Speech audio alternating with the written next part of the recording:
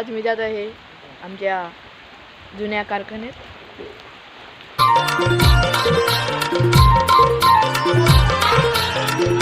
माझ्या पप्पांनी गणपती तयार केले.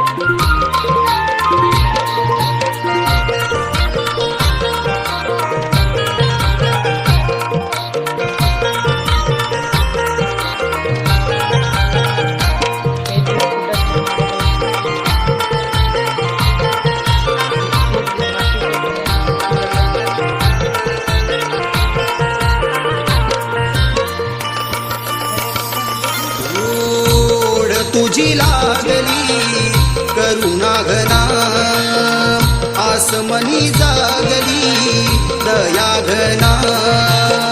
ओढ तुझी लागली करुणा घना आसमनी जागली दया घना.